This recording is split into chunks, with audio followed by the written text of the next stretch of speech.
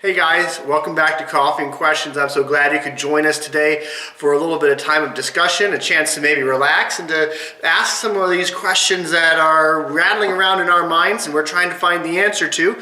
And questions about Christianity and spirituality and the Bible and religions and life in general if they come up. And so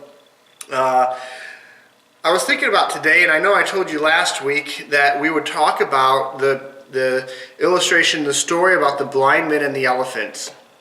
If you're unfamiliar with this, the blind men and the elephants is an old story that dates back to maybe 1000 BC, and it comes out of the Buddhist tradition, and it's an illustration that is used to try to kind of teach this concept of plurality or pluralistic approaches to God and even the world, and it has some problems with it. But let's just share the basic concept of the story real quick. So the idea is there's like these blind men, and anywhere between 4 to 6 blind men depending on the story, and they've never seen or experienced an elephant before, and so they come to and see this elephant.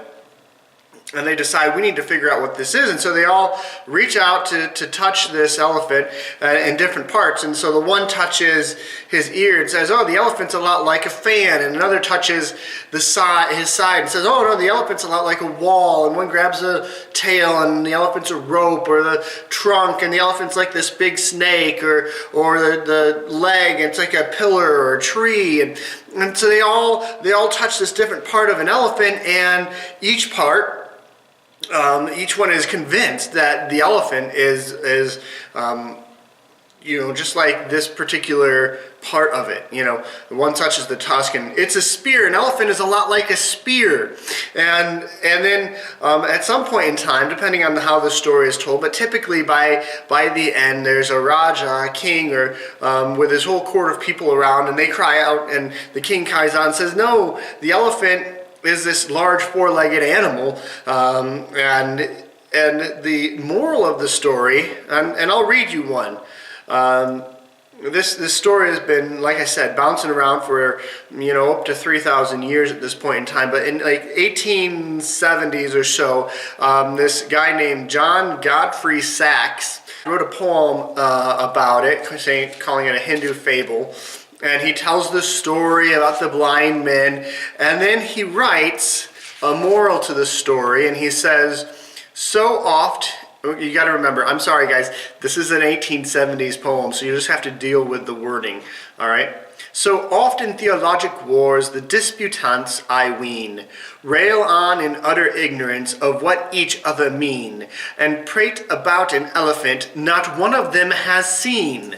And I don't know if you picked up on that, but he was talking about theological wars, and he directly correlates this story of the elephant, the blind men and the elephant, to this idea that we as humans are all blind men, blindly trying to reach out and touch God and experience God in some way, and we see just one picture, one point of God, like the blind men and the elephants, and this other blind man, so Christians see this one element of God, and then the Muslims see another, and the Hindus see another, and none of them are wrong, because we're all just like blind men reaching out there to touch this elephant, and we're grabbing hold of one part, but all the other parts are equally valid, because we're just one particular, we're just observing one particular point of God. And well, this is an interesting illustration. But as an argument for the plurality of God, the argument that this is really the way that life is, it completely fails. It's a complete failure. Let me tell you why. First off, as Christians, we don't believe that God is like an elephant. And we don't believe that God is like an elephant because one major difference is that we believe that God can talk and has talked. Right? So if these blind men had come up to an elephant and they touched it, and one said, oh, well, the elephant is like a snake, and the elephant told them, No, I'm not. I've got 4 legs and big ears and tusks and a tail, and I'm a big mammal, and I'm not like a snake at all. Well, that would kind of ruin the story, wouldn't it? But the reality is, we as Christians believe that God does speak, and that we aren't blindly reaching out to God. In fact, the other way around. The reality is that God is reaching down to us and explaining to us what he's like. And so we're not blindly reaching out. We're getting guidance. All right? And so this illustration can't be an accurate illustration of all these different religions, because we're not the only ones that believe that. Okay? We aren't the only other ones that believe this. Now, when this poem was written in the 1870s, there was a really big move in Deism, which is this idea that God created the world and then wound it all up like a clock, and then set us up on the mantelpiece and just let it go.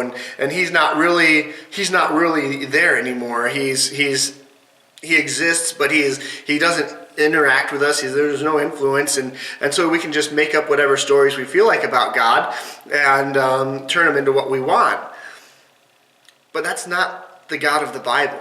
And in fact, Judaism doesn't believe that, because, right, Judaism and Christianity, Judaism also teaches this idea that God talked to Abraham, God talked to Moses, that this is what I'm like.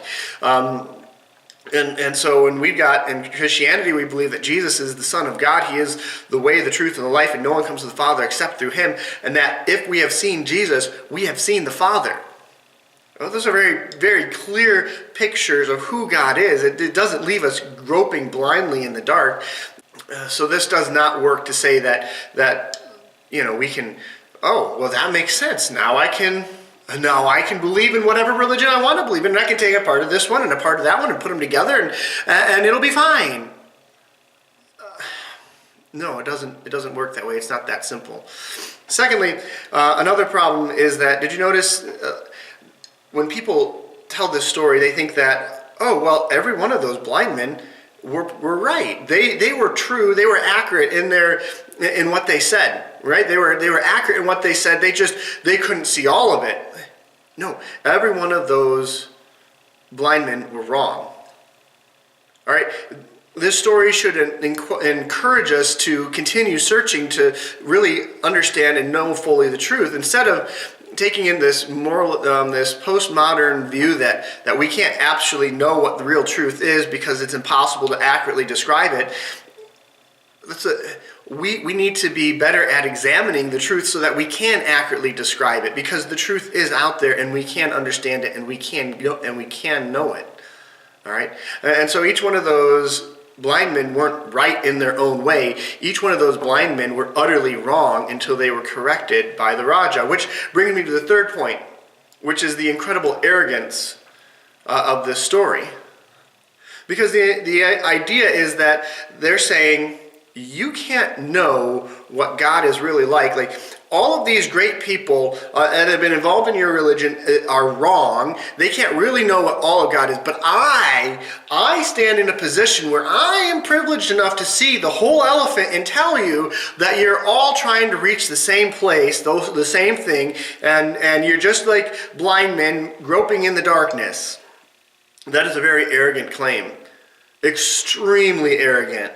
To say that you can't actually know what's true, but I know the truth, that you're all trying to find the same thing. How do you know that truth? Where did it come from? Why do you know it? See, Christianity holds on to a very exclusive idea that we know the truth and the other people have it wrong, right? We have that in our religion, but you know why we have that in the religion, right? Because we believe that that the Son of God himself came to earth to teach us the truth about who God is, and he alone showed the way to get to God. And so that because we have experienced the Son of God, and he said that if you've seen me, you've seen the Father, that we do know the truth about who God is. All right? But we're not some person who says, I've seen it, I've seen the truth, you're all just looking at different elements of God. And so the blind man and the elephant is a fun story.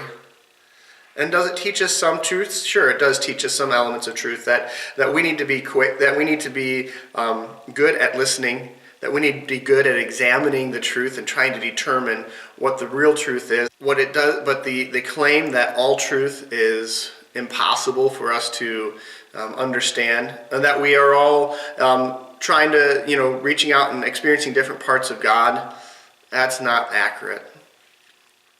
So thank you for joining us today, and I hope that helps you understand a little bit more about the story of the elephant and the blind man. And if you got more questions about it, let me know. I'd love to continue this conversation, and I hope to see you again next week. Thank you. Bye.